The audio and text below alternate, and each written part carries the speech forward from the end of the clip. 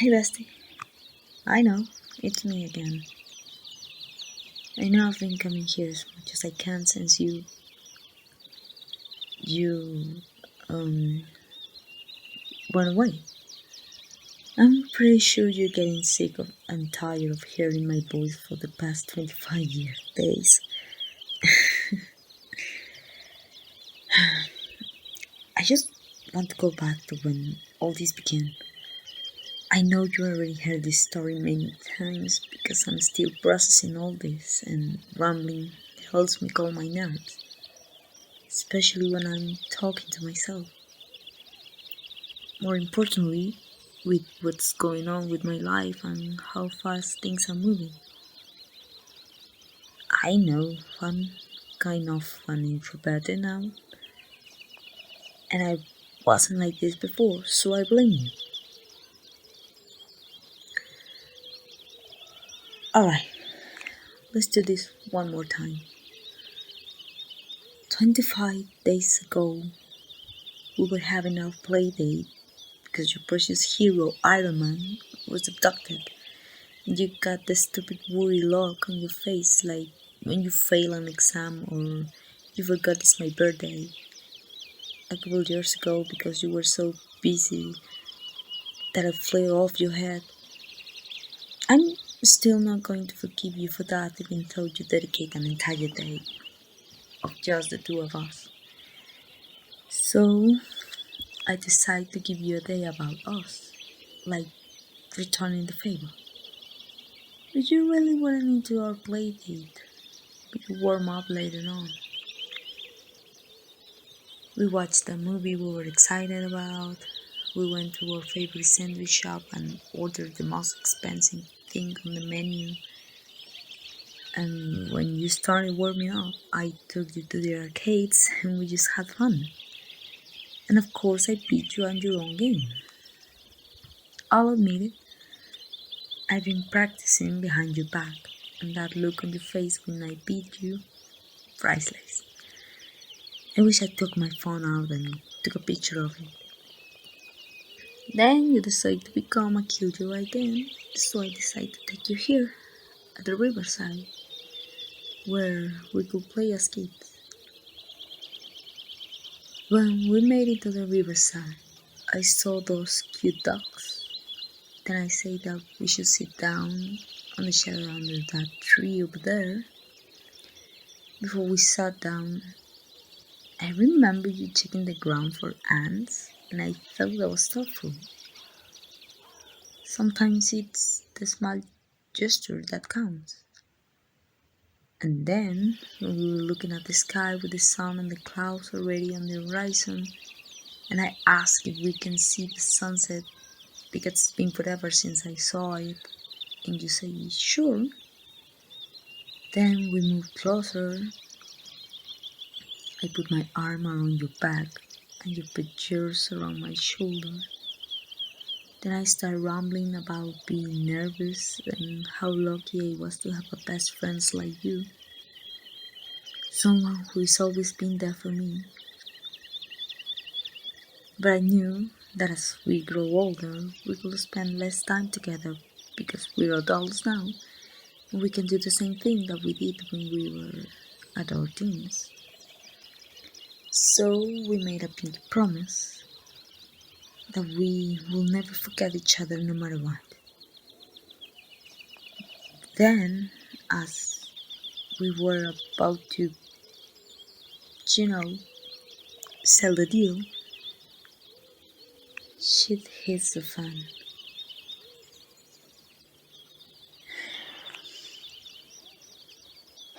My mom trying to call me, and when I pick up the phone, no one was there. That was before I knew she disappeared. She probably knew what was happening before I did. To call that she's sorry and that she loved me. I, I can't believe I was about to even scold her for that. Then you were standing up looking at the dogs, and you told me that half of them turned into dust, which I found ridiculous. And I can't believe how stupid I was for forcing you to watch the sunset with me when I didn't realize that something was wrong with you. And then you sat down looking at your hands, and when I saw them, I didn't want to believe it. I refused to believe it. So I only did what I could. I held on to what's left of you, telling you not to go, even though you couldn't control it, and then you were gone. Just a dust in the wind. I panicked, I cried, I begged to whatever gods that it's out there to take me with you, and after sitting there for minutes, nothing happened to me. After sitting in silence, I heard my phone again, and it was my brother. He wanted to know if I survived, and I asked him, "What do you mean survive?" He was telling me to get back home ASAP before communication were cut off. I stood that confused. When I head back to the city,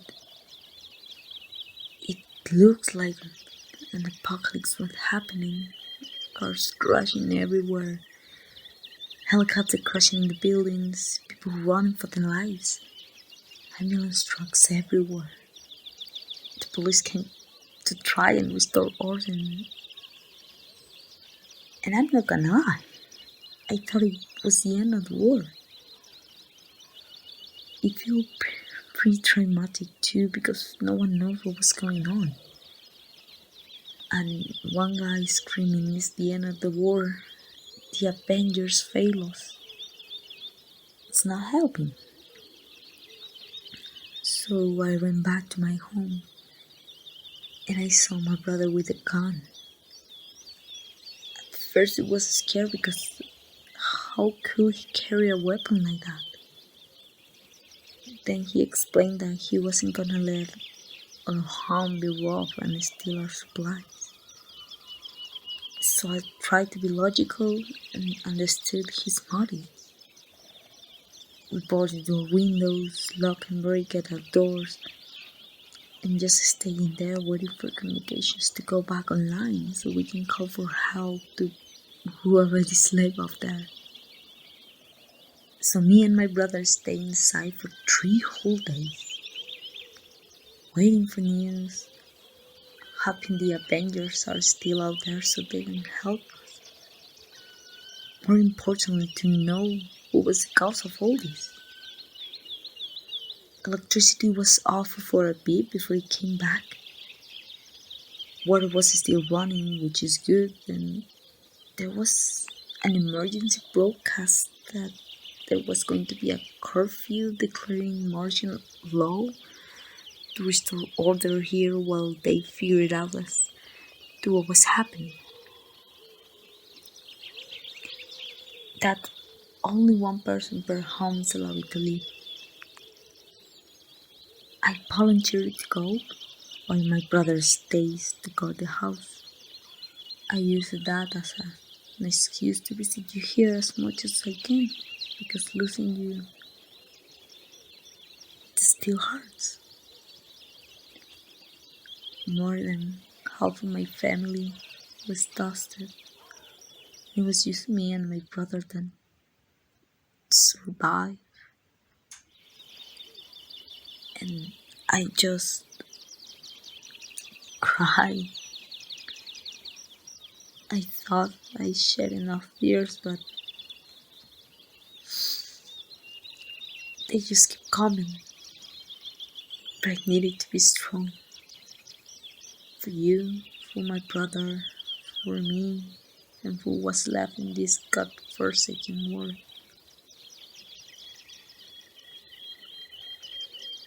Then a couple days later, communication were back officially, which means we got the internet back to keep us from getting bored at home. Rumor has it that a talking raccoon fixed it. As crazy as that was and the stories I've been hearing, nothing really sounds crazy for me anymore. After that, immediately Colonel James Rhodes, along with the United Nations government, made a statement regarding what was happening. He said that there was an alien invasion in Wakanda, that this Thanos guy was trying to get something here. He got it and just left without a trace. The Avengers fought valiantly, but they failed, which is the reason why half the entire population started disappearing, including you. They say they are doing everything they can to try and reverse this crisis that is going on, but until we needed to stay calm, follow curfews protocols, and be hopeful that we will get through this. As the days goes by, our city was slowly adjusting to the new normal, and so is the rest of the world. We were going back to our jobs. People are being productive again. Wakanda offering campsites as homes to refugees and handing out supplies to those that need it. Stark Industries doing what they can to help out as many people as they can, and some Iron Man droids help removing the damaged cars blocking the road and the rubble that was happening. I guess it's one of the Stark's protocols to make sure the world doesn't go to hell in case they fail. Me and my brother play our part as well. It was up to us to keep our place running, to have money and supplies to survive. Our friends and your family, well, what's left of them, offered and their help to us, but my brother was being stubborn and he refused to accept any donations because he believes that they're needing more than we do. He said to me that we have to grow up now. We have to grow up so fast because mom and dad are not dead anymore. And that got me thinking about you. I visit you as much as I could and tell you these stories. Bring you flowers, bringing some food for myself to just sit down, eat, and just try and forget the world for a bit. But no matter how hard I try to ignore it, I can stop myself to just think about the responsibilities I have to take because I have no choice. So I try to remember the good times that we had as well. Remembering all these memories that we had together and what could be more between us. Which leads today, Colonel Rose was on TV again and to make a global announcement, and he looked heartbroken. He said that the world is evolving and that this was the next phase of evolution. That no matter how broken we are and how much the world changes, one thing that will never be broken is our fighting spirit. That we have to keep working, to keep moving, to keep fighting, not just for ourselves, but for those that went away and those that are counting on us. That no matter how divided we are still one big tribe. As long as we remember them, they never truly gone, because they are still here, honoring them, avenging them, that things will get better. It It's not about how many times you get knocked down. It's about how many times you get back up. I'm pretty sure Cap wrote that speech for him since Rose is the most trustworthy person in the government. But my brother wasn't doing any of that. He assumed that whatever it is they trying to do, they fail, and that the world will never go back to what it was. I didn't want to believe it, but they wouldn't call for a global press conference if they have some good news. We've all seen it by now, and since we didn't, we have to accept that this is reality.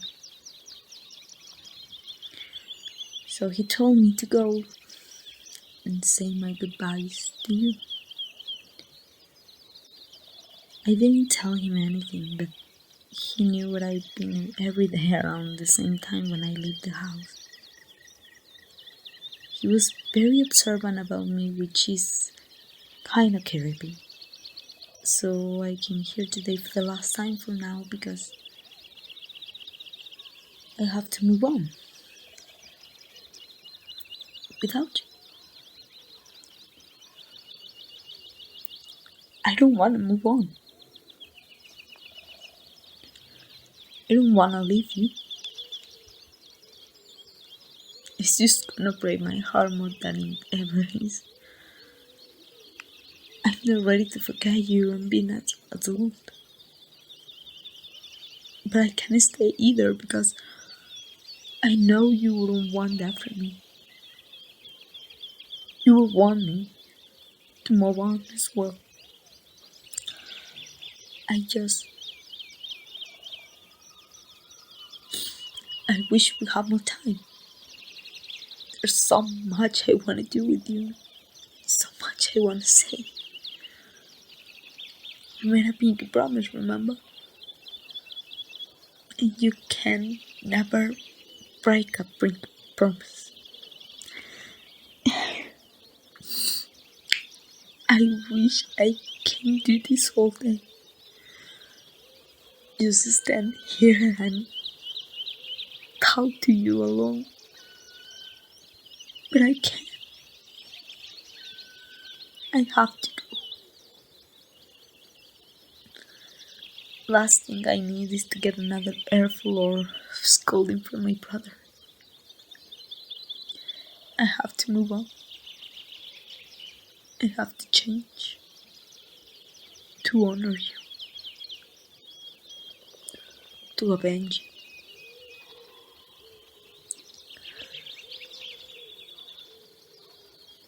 So thank you for introducing yourself to my life, for being the best part of my life, for always being there for me, for brightening up my day, for annoying me, for teasing me, for just being you. You are my hero, my best friend, my strength, my hope, my happiness, and most of all, you're my love. You will always be the hero that lives in me. Goodbye, best.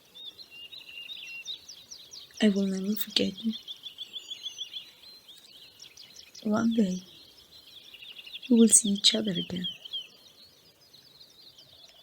So that I can tell you everything.